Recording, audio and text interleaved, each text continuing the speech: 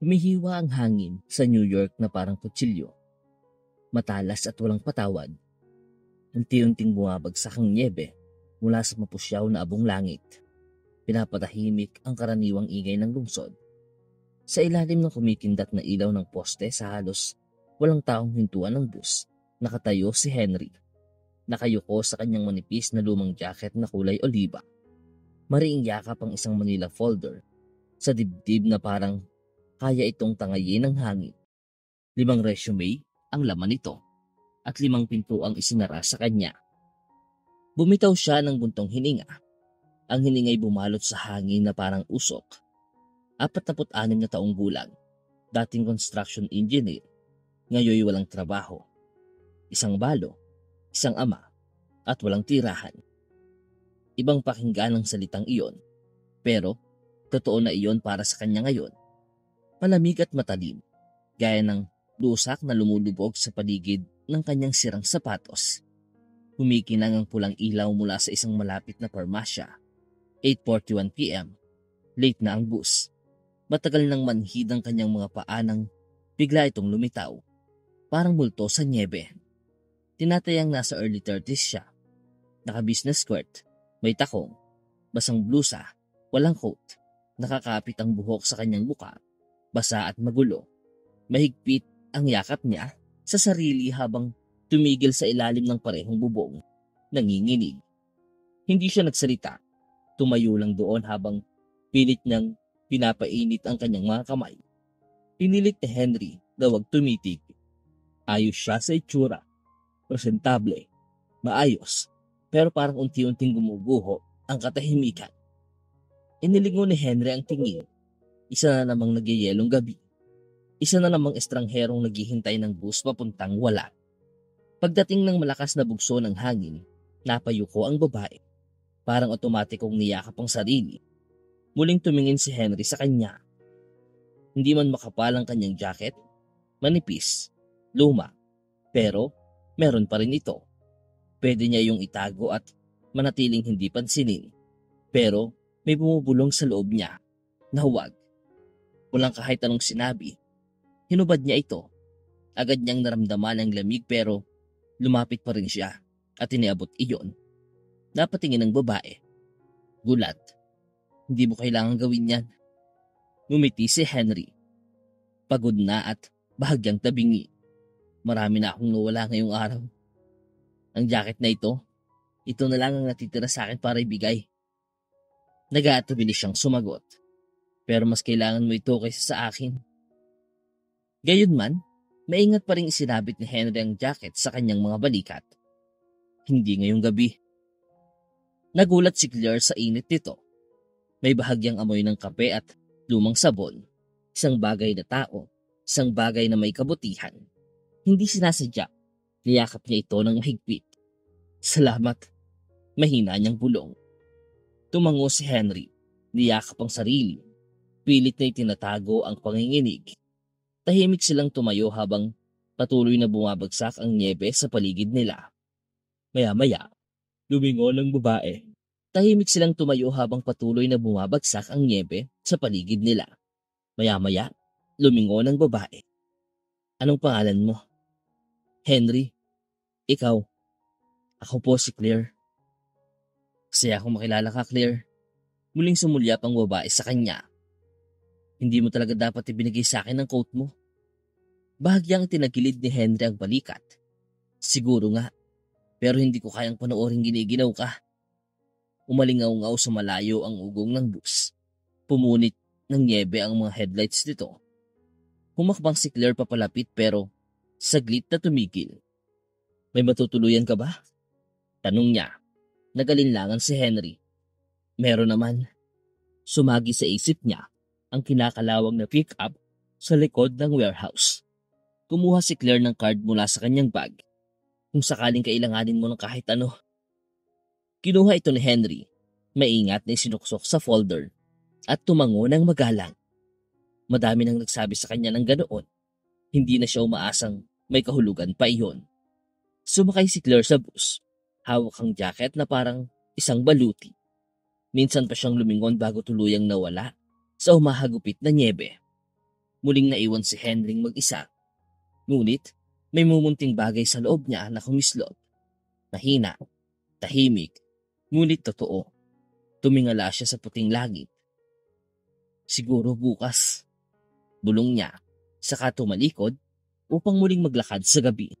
Dahan-dahan siyang naglakad sa mga madidilim na eskinita at katahimikan ng mga lansangan habang ang niyeba'y lumulutong sa ilalim ng pagod niyang mga paa. Walang naghihintay sa kanya. Walang ilaw na nakabukas. Tanging ang pamilyar na anino ng lumang warehouse at ang 98 Chevy truck na nakaparada sa likod. Dumating siya roon bandang 9:00.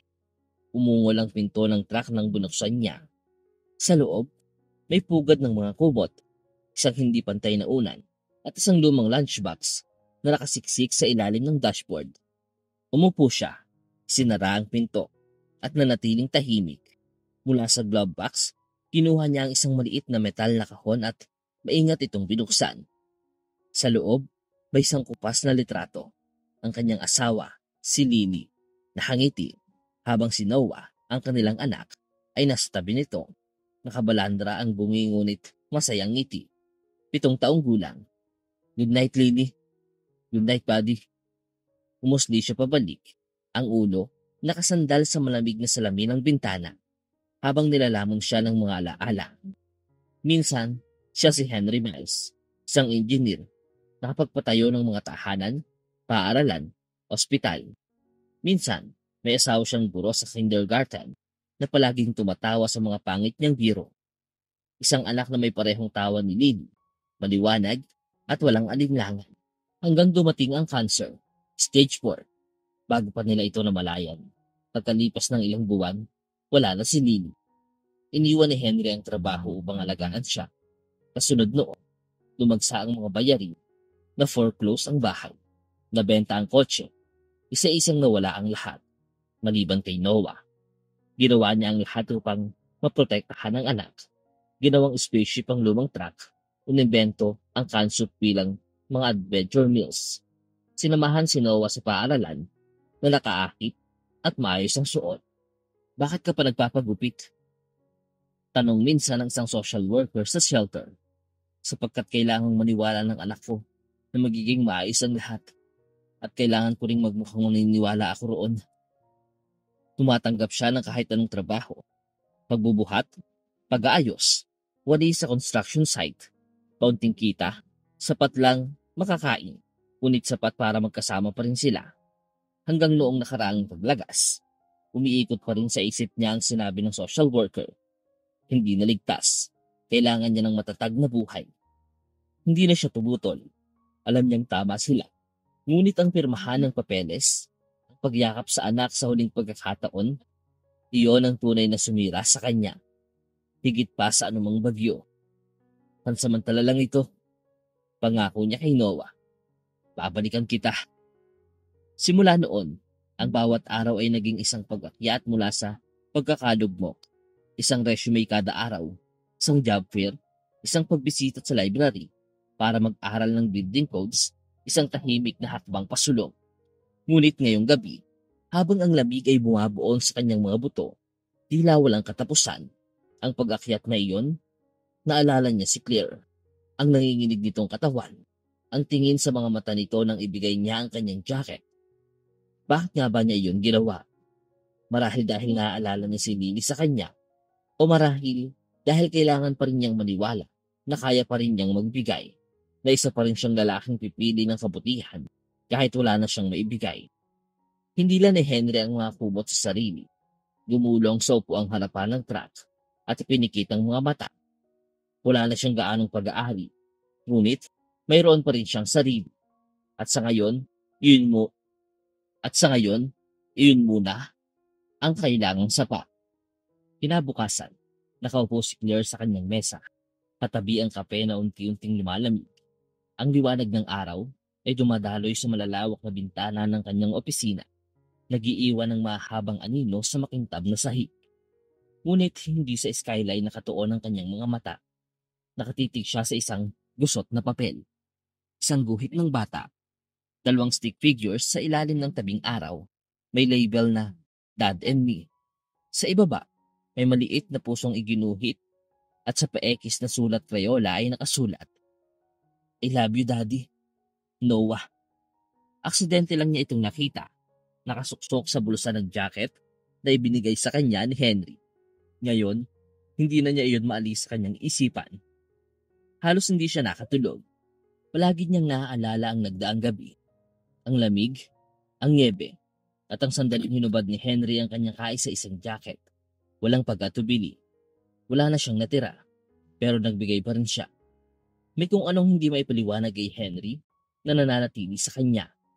Hindi lang ang tahimik na kabutihang loob, kundi pati ang lungkot na pilit nitong itinatago. Ang pagod, ngunit marangal nitong tinig.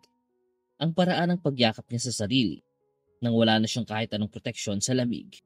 Bumunot si Claire ng maliit na pilak na kampanilya mula sa drawer ng mesa. Ilang sandali lang, pumasok ang kanyang assistant na si Rachel. Ma'am Claire. Tumingala si Claire. Kailangan ko ng tulong mo para hanapin ang isang tao. Napakurap si Rachel. Siyempre po. Sino po? Nag-alinlangan si Claire. Henry ang pangalan niya. Hindi ko alam ang apelyido. Nasa bus stop siya sa 56th at Madison. Mga 8:30 kagabi. Binigay niya sa akin ng kanyang jacket. Gusto ko siyang hanapin. Bahagyang tumaas ang kilay ni Rachel, pero tumango ito. Gagawin ko po ang makakaya ko.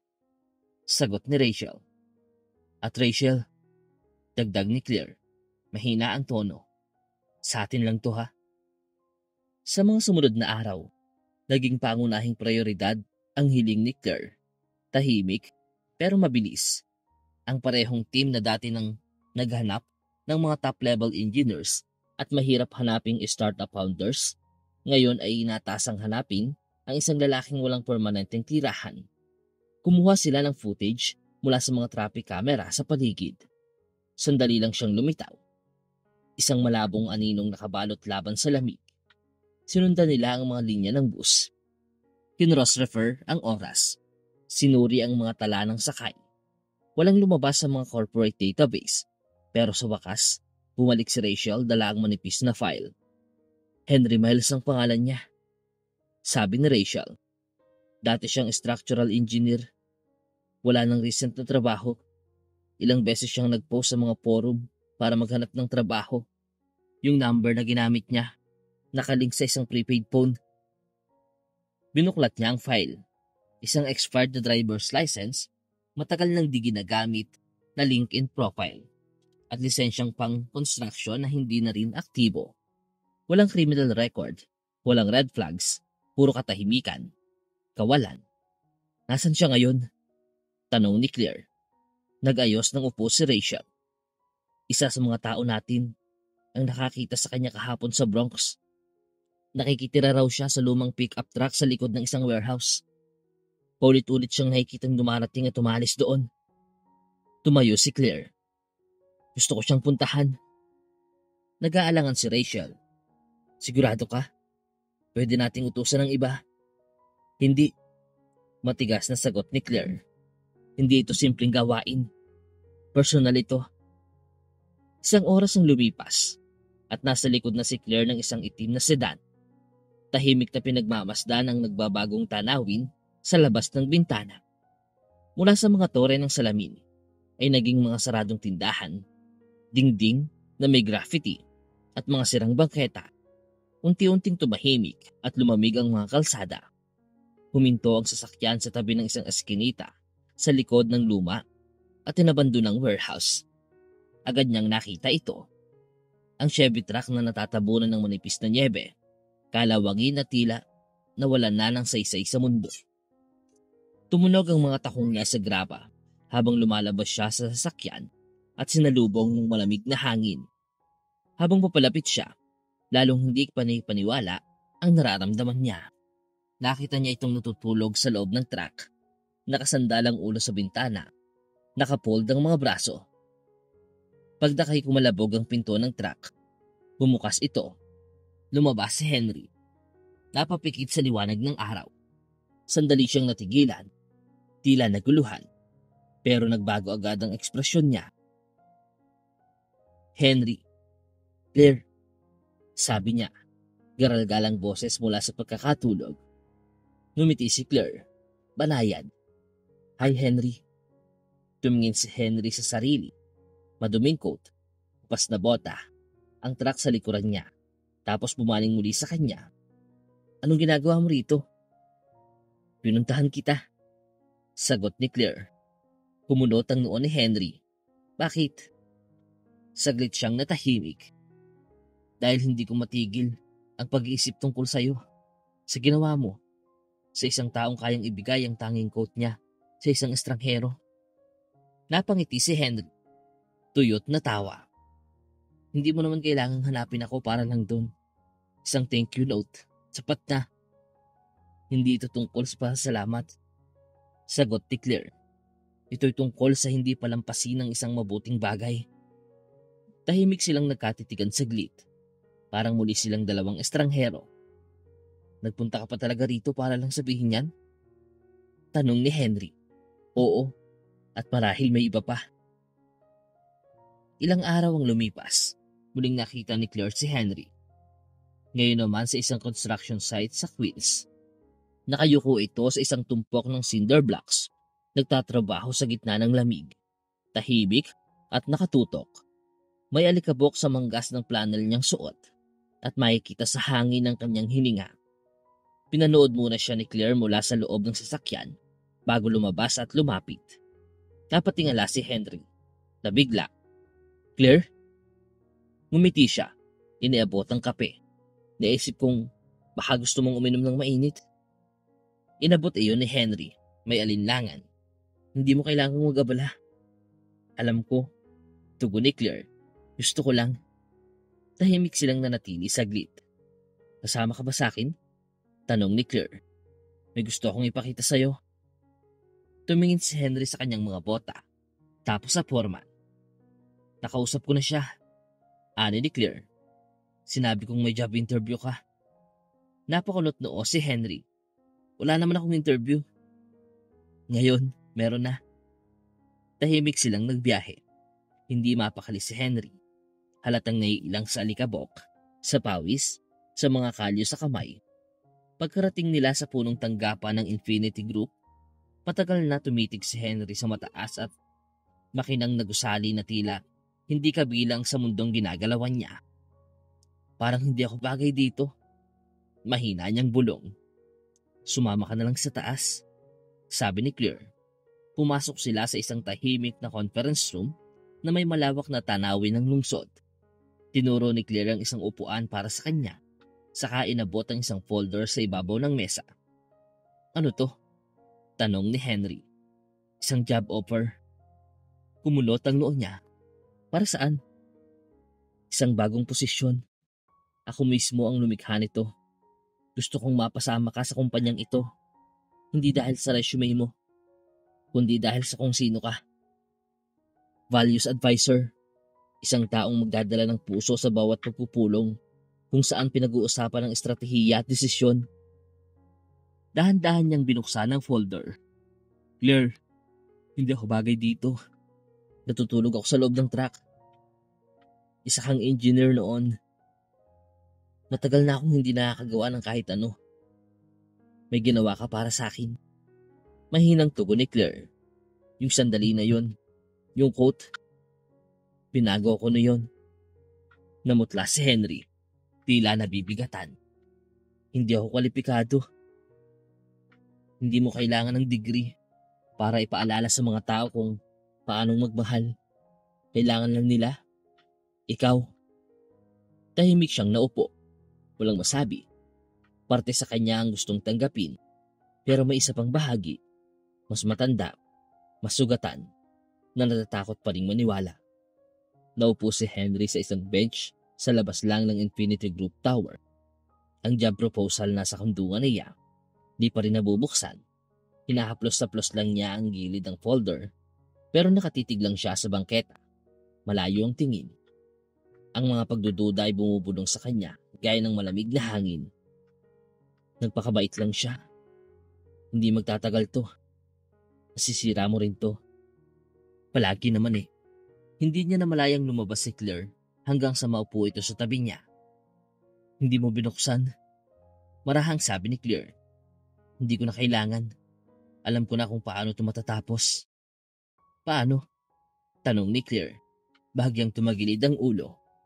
Ang mga tulad ko, hindi nauuwi sa ganitong klaseng lugar. Hindi ka makakabuo ng isang imperyo kung ang hinahire mo ay mga lalaking natutulog sa loob ng truck. Sa tingin mo, ginawa ko to dahil sa awa? Sa tingin ko, hindi ako kabilang sa mundo mo.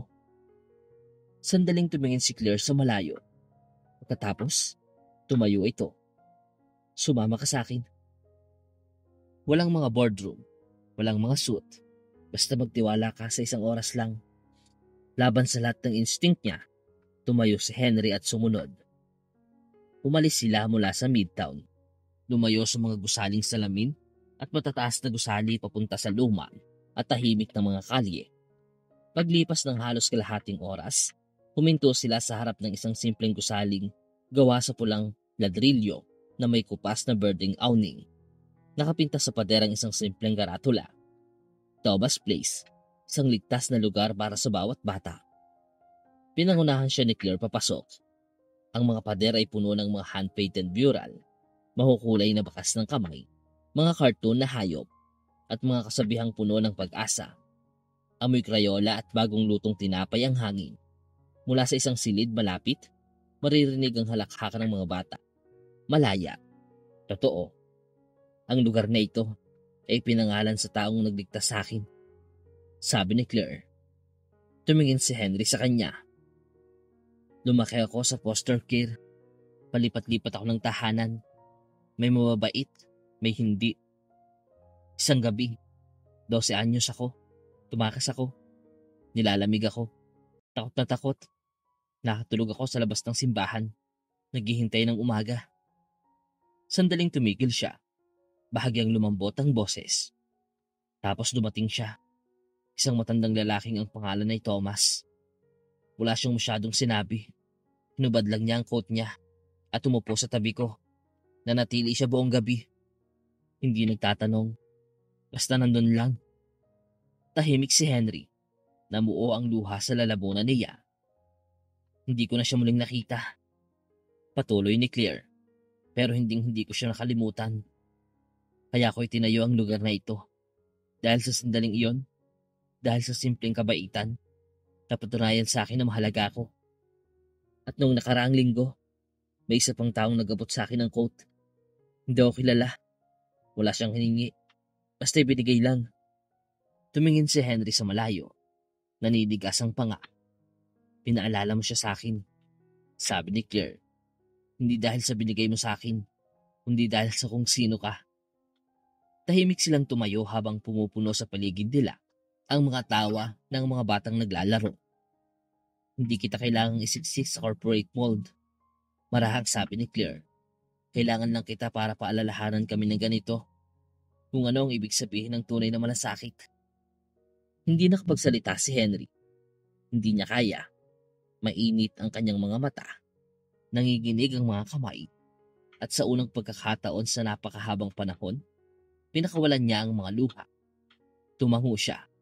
Hindi para sa trabaho. Hindi para sa titulo. Kundi dahil sa wakas, naniniwala na rin siya. Mahalaga pa rin siya.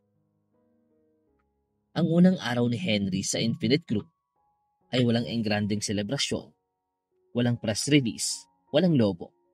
Isang tahimik na pulong lang sa isang glass-walled meeting room kasama ang ilang department heads at isang dosenang sticky notes. Ipinakilala siya ni Claire ng simple. Ito si Henry Miles.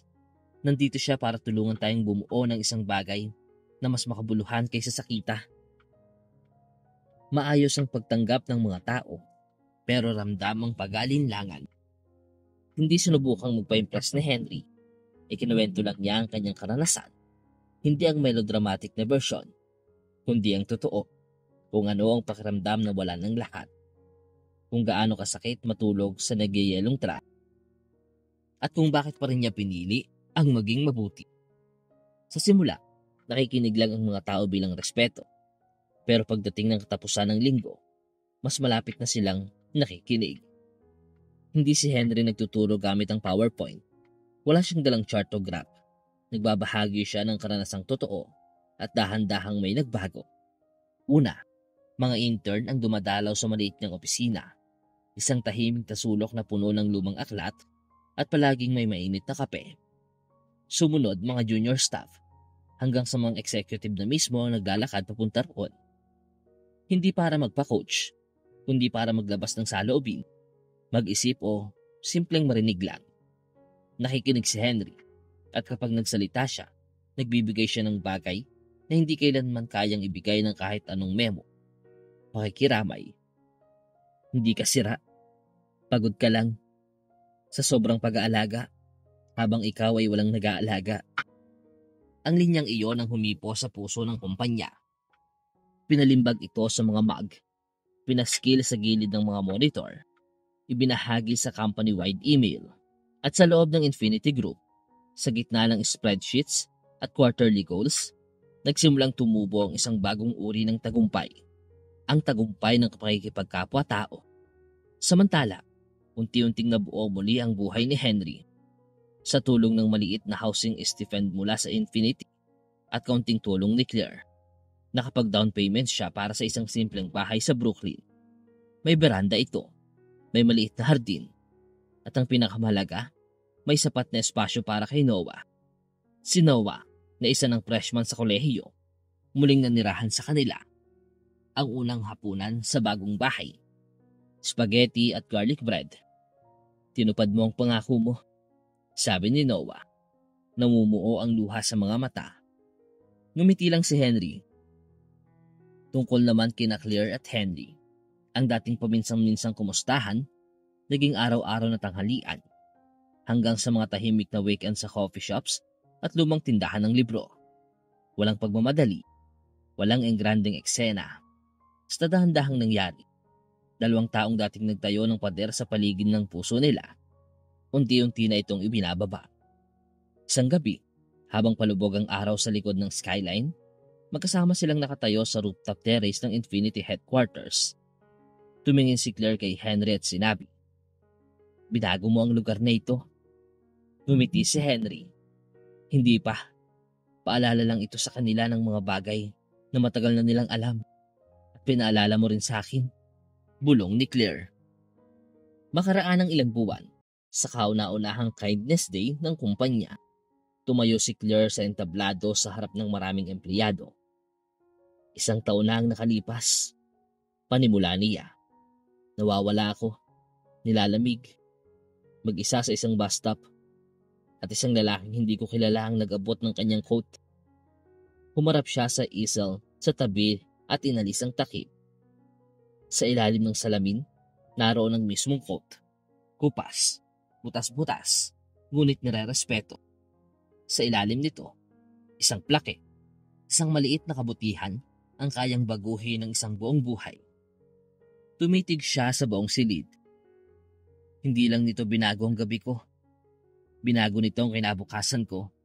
At ngayong araw, binibigyan natin ng parangal ang lalaking naging dahilan nito. Lumingin siya sa gilid ng entablado. "Henry, maaari ka bang umakyat dito?" Nagpalakpakan ng mga tao habang umakyat si Henry sa entablado. Nakasimple ngunit plantsadong suit. Inabot ni Claire sa kanya ang isang sobre. Sa loob nito, ang titulo ng kanyang bahay. "Wala ng truck," sabi ni Claire, sabay ngiti, at sumabog ang palakpakan ng buong kumpanya. Ngunit itinaas ni Henry ang kanyang kamay. "May ibibigay din ako."